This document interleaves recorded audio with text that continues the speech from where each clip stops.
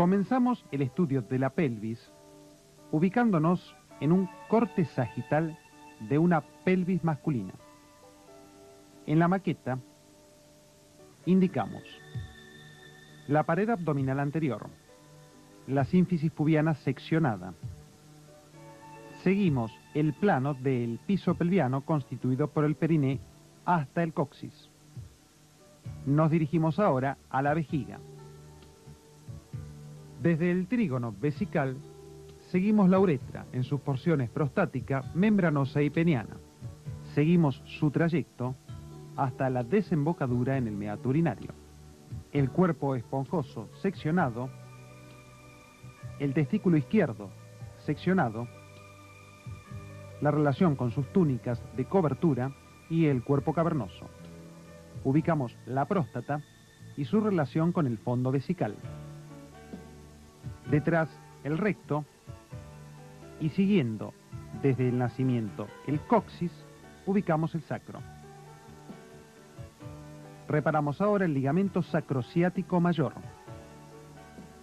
el fascículo superficial del músculo elevador del ano y el fascículo profundo del músculo elevador del ano. Sobre el músculo isquiocoxigio, las ramas correspondientes al nacimiento del plexo sacro, su relación con la vena ilíaca interna, la vena ilíaca primitiva y tronco de las venas glúteas. Nos dirigimos ahora a la vena ilíaca externa. La seguimos. Reparamos ahora la arteria ilíaca interna, el tronco de las arterias glúteas y el tronco isquiopudendo con su división en arteria isquiática y pudenda interna. Señalamos el plano del estrecho superior de la pelvis. Orientándonos en el corte sagital, pasamos ahora a la vista oblicua. En ella, la sínfisis pubiana, por dentro, el elevador del ano,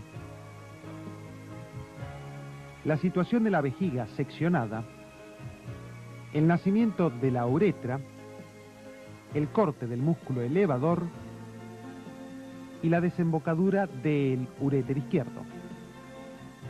Por detrás, su relación con la ampolla rectal. Pasemos ahora al esquema. Situamos la sínfisis pubiana. Nos dirigimos ahora hacia la vejiga. Por debajo de ella, la próstata.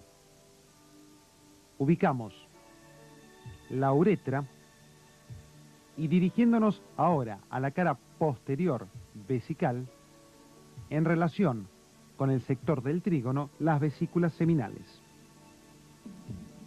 Continuamos la descripción con el conducto deferente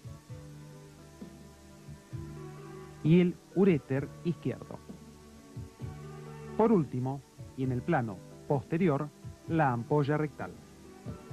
Identificamos los elementos arteriales. Nos dirigimos a la arteria umbilical, que ha de originar ambas arterias umbilico-vesicales, anterior y posterior. La arteria vésico-deferencial. Por debajo, la arteria vésico-prostática, que origina ramas vesicales y prostáticas. La arteria rectal media. En el sector anterior, la arteria pudenda interna. Y en la cara posterior del recto, en su sector superior, la arteria hemorroidal superior.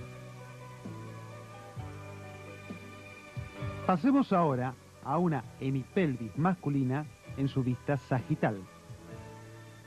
Situamos la arteria ilíaca interna o arteria hipogástrica, su relación con la vena hipogástrica o ilíaca interna y su relación con los troncos del plexo sacro. La arteria y venas glúteas. Seguimos su trayecto en busca de la escotadura sacrociática mayor, su relación con el plexo sacro. Seguimos ahora el tronco isquiopudendo. Detallamos la arteria hemorroidal media seccionada y descubrimos el tronco correspondiente a la arteria vésico-deferencial. La tomamos.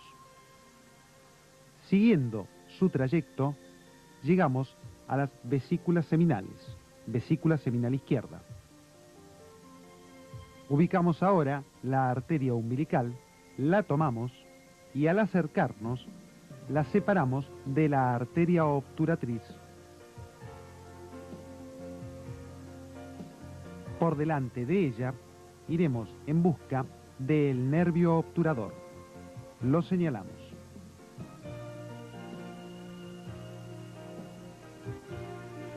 Pasamos a ubicar ahora la situación del uréter. Tomando la vista sagital, seguimos el trayecto del uréter sobre el músculo psoas mayor. Por fuera, el nervio genitocrural y siguiendo el borde externo del psoas, el nervio crural. Descendemos con el uréter. Su relación en el cruce con la arteria ilíaca externa y descendiendo aún más su relación con la vena ilíaca externa. Nos acercamos a la vejiga, la relación del uréter con la arteria hipogástrica, en su descenso, su relación de proximidad con la arteria umbilical y la arteria vésico-deferencial. Descendemos por último hasta abordar su desembocadura a nivel del trígono vesical. Nos aproximamos para observar en detalle la situación de la vejiga, próstata y vesículas seminales. Ubicamos la sínfisis pubiana seccionada. Por detrás, la pared seccionada de la vejiga. Debajo, la situación de la celda prostática. El nacimiento y trayecto de la uretra. Por detrás de la vejiga, la vesícula seminal izquierda. Y por detrás, el recto seccionado. Lo separamos. Ubicamos el coxis. A continuación, coloreamos las estructuras correspondientes a vesícula seminal y próstata. Señalamos nuevamente el trígono vesical, la próstata, la uretra atravesándola y por detrás de la vejiga y en íntima relación la vesícula seminal izquierda. Su situación con respecto a la ampolla rectal. En el corte frontal de la pelvis masculina, pasando a nivel de la uretra prostática, observamos la vejiga, descendemos con la uretra a nivel prostático, situamos la próstata en su celda, la uretra membranosa y por fuera de ella la sección del esfínter uretral. Situados los elementos centrales, ubicamos a continuación la rama isquiopubiana. Por dentro de ella, el cuerpo cavernoso y alrededor de él, el músculo isquiocavernoso. Nos dirigimos ahora al cuerpo esponjoso y ubicamos por fuera de él el músculo bulbocavernoso. Identifiquemos las estructuras musculares. En principio, el músculo obturador externo. Por dentro de él, situaremos el músculo obturador interno. Por dentro, el nervio del músculo elevador del ano. Por fuera del músculo obturador interno, el nervio obturador y arteria obturatriz. Señalamos a continuación el músculo elevador del ano. Por dentro de él, la lámina sacro-recto-génito-pubiana y el paquete venoso lateroprostático. Por fuera, la fosa isquiorrectal. Hacia abajo, la aponeurosis del conducto de Alcock. Por debajo de ella, el paquete pudendo interno. Identificamos la aponeurosis perineal media y por último nos dirigimos hacia la aponeurosis perineal superficial.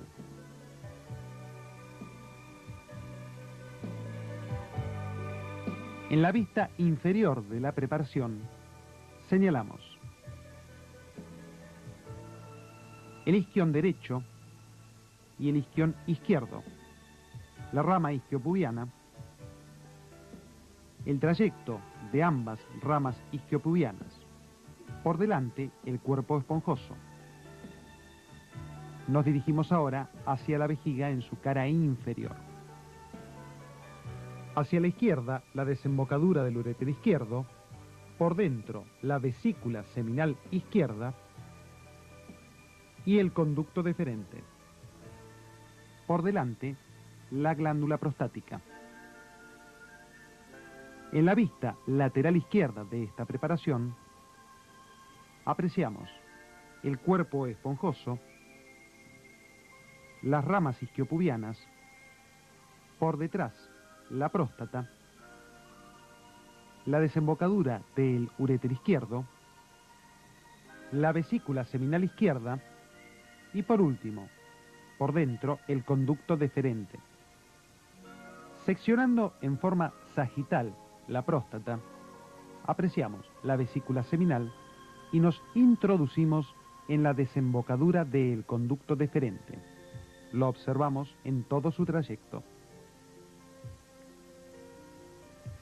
Situándonos ahora en la vista anterior, hemos de ubicar los elementos del cordón espermático, conducto deferente y arteria espermática en esta preparación, y su relación con la arteria epigástrica. Pasemos ahora al estudio, mediante un esquema, de la constitución del cordón espermático.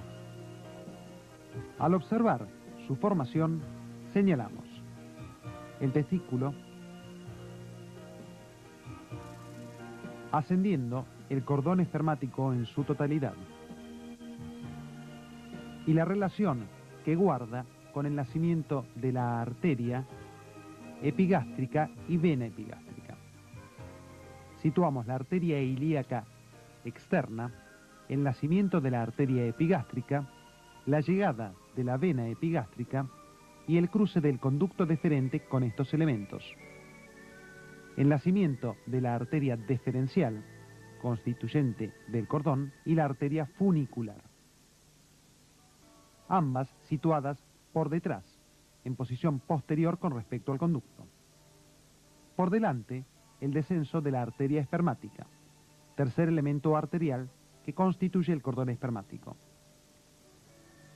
Retomando la vista frontal, a nivel del cordón, seguimos desde el testículo, su polo posterior con la cola, cuerpo y cabeza del epidídimo. Continuamos con el conducto deferente y por detrás de él el plexo venoso posterior.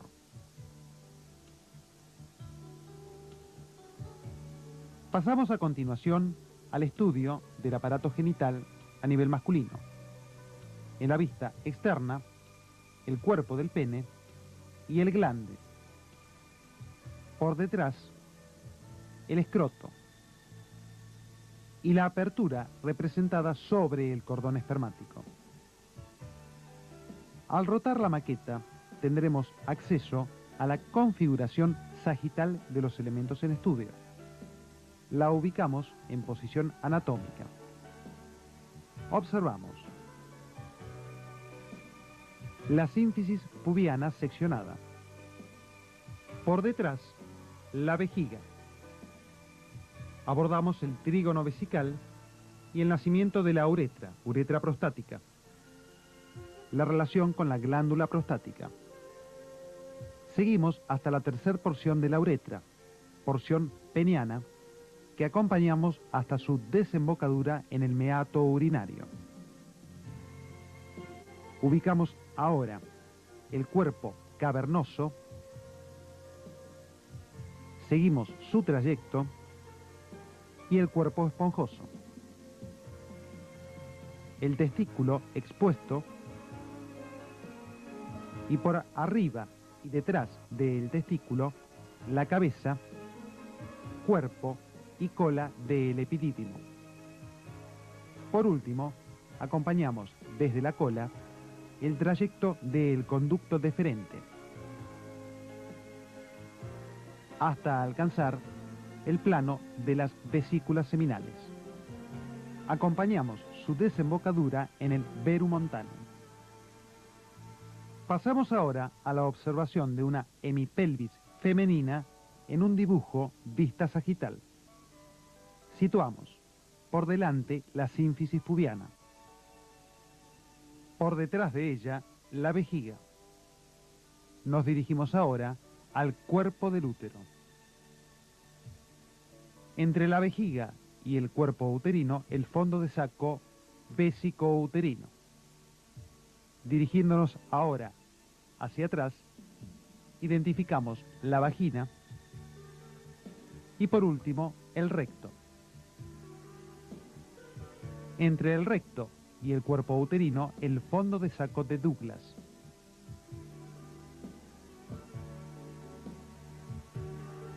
En el siguiente esquema, identificamos la hemipelvis en su vista derecha, el músculo psoas, por fuera de él el músculo ilíaco interno.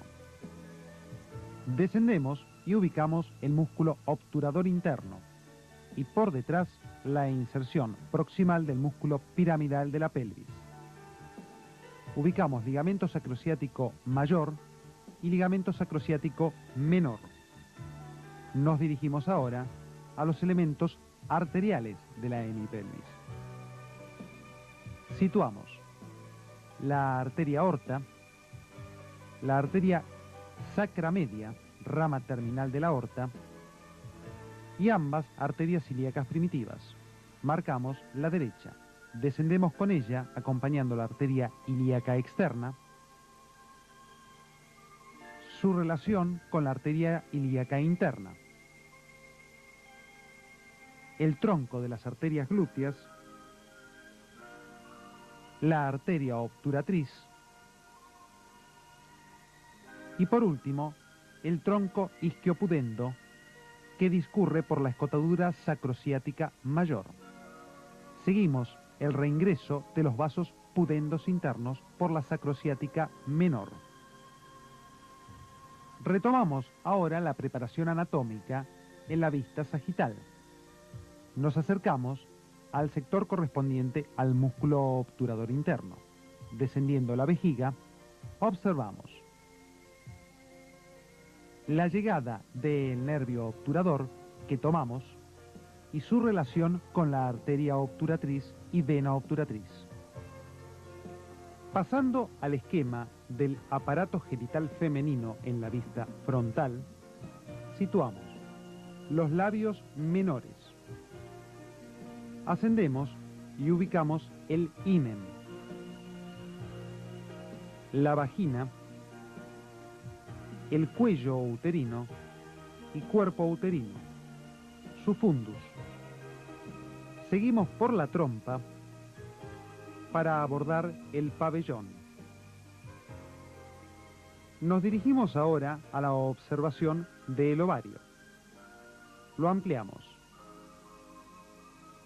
Señalamos el ovario, el epóforo o cuerpo de Rossmüller, vestigio del mesonefros. Continuamos con el conducto tubo-epofórico e identificamos el paróforo, formado por una serie de nódulos amarillentos en el espesor del mesosálpix.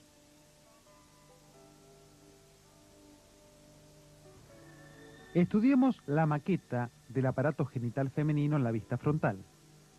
Ubicamos el cuerpo del útero, su cuello y la vagina. Hemos realizado una sección en su mitad derecha. En la vista diagonal seguimos la trompa, ubicamos el ovario derecho, el ligamento útero-ovárico y en el sector superior el ligamento redondo. Este ligamento, trompa y ovarios incluidos en el ligamento ancho. Nos dirigimos por la trompa hasta el cuerpo uterino. Su cavidad, descendemos por el cuello uterino y llegamos al cuello a nivel del hocico de Tenca. Por último, la vagina. Retomamos ahora la vista frontal de la maqueta. Pasamos ahora a la observación de un cuerpo uterino en la vista lateral izquierda. Seguimos el cuerpo hasta su fundus y cara posterior. El fundus uterino y la inserción del ligamento redondo, ubicación de trompa y ligamento útero-ovárico. El nivel del cuello uterino. Si rotamos la preparación, descubriremos en el interior del cuerpo uterino la formación de un embrión. En la vista sagital ubicamos el miometrio, músculo uterino, el saco amniótico, cuello y hocico de Tenca. Referimos la vagina y volvemos sobre el saco amniótico. Ubicamos en su interior el embrión. Pasando ahora a una vista frontal y oblicua del sector vaginal, indicamos la posición del hocico de Tenca. Seguimos por el cuello uterino para abordar el endometrio. Situamos saco amniótico. En la continuidad de la gestación se producen modificaciones morfológicas en el cuerpo uterino. Aumentan sus dimensiones y, al observar su corte sagital, ponemos en evidencia la ubicación del cuello uterino, el endometrio, el saco amniótico, el feto ya en desarrollo y la posición, en este caso anterior, de la placenta. Seguimos el miometrio y al abordar la cara posterior identificamos miometrio, saco amniótico y el endometrio. Continuando con el desarrollo fetal, se acentúa el crecimiento uterino, aumentando la altura del fundus uterino. Al abordar la maqueta en la vista sagital, descubrimos el feto en presentación cefálica y se ha puesto en evidencia el acortamiento del cuello uterino. Seguimos el miometrio, ubicamos el feto y su presentación cefálica. El cuello ya en vías de borrarse. Pasamos ahora a la pelvis femenina en vista sagital. Identificamos la pared abdominal anterior, la sínfisis pubiana seccionada, el plano del piso perineal. Dirigiéndonos hacia adelante, la uretra. Por detrás, la vagina. Y por detrás, el recto. Nos dirigimos ahora a el coxis y sacro. Desde él, el ligamento sacrociático mayor. Identificamos las fibras del músculo elevador del ano.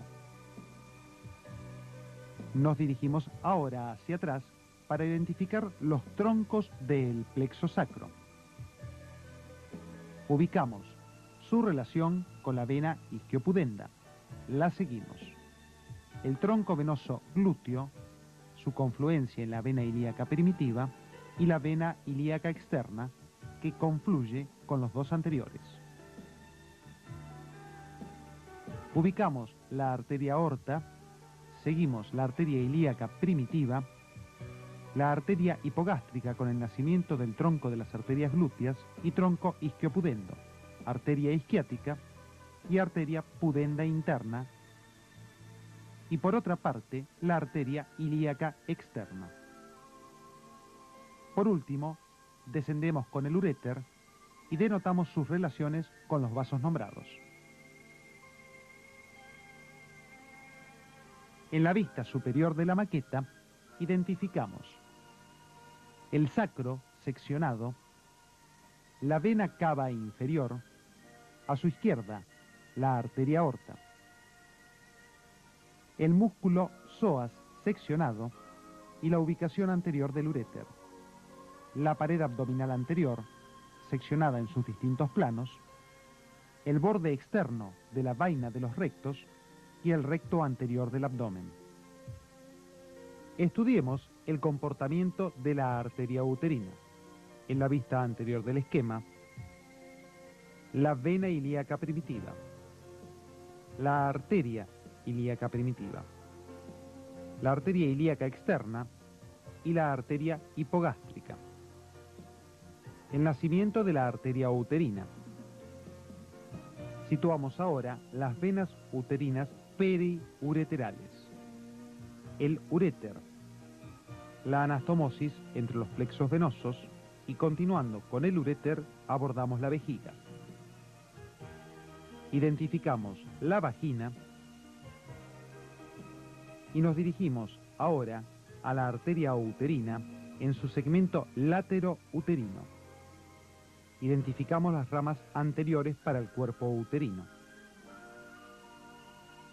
El ligamento ancho, incluyendo al ovario, el ligamento útero-ovárico y el nacimiento del arco arterial infraovárico.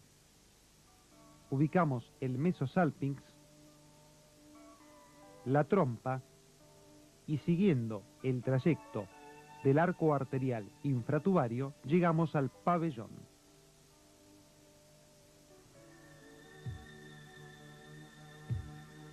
Observamos ahora el aparato genitourinario femenino aislado. Situamos el uréter, descendemos con el uréter izquierdo hasta llegar a la vejiga. Seguimos su pared seccionada. Ubicamos el techo vesical y el piso. Reparamos el trígono vesical y la desembocadura del uréter izquierdo. Nos dirigimos al nacimiento de la uretra y descendemos con ella hasta el meato urinario. Por detrás ubicaremos la vagina. Seguimos su trayecto ascendente hasta alcanzar el hocico de Tenca. Lo identificamos. Situamos el fondo del saco posterior y anterior. Continuamos por el cuello uterino hasta el cuerpo uterino. Identificamos el miometrio. El ligamento útero-ovárico, el ovario izquierdo, la trompa izquierda, la acompañamos hasta el pabellón e identificamos sus fimbrias. Y por delante el ligamento redondo izquierdo.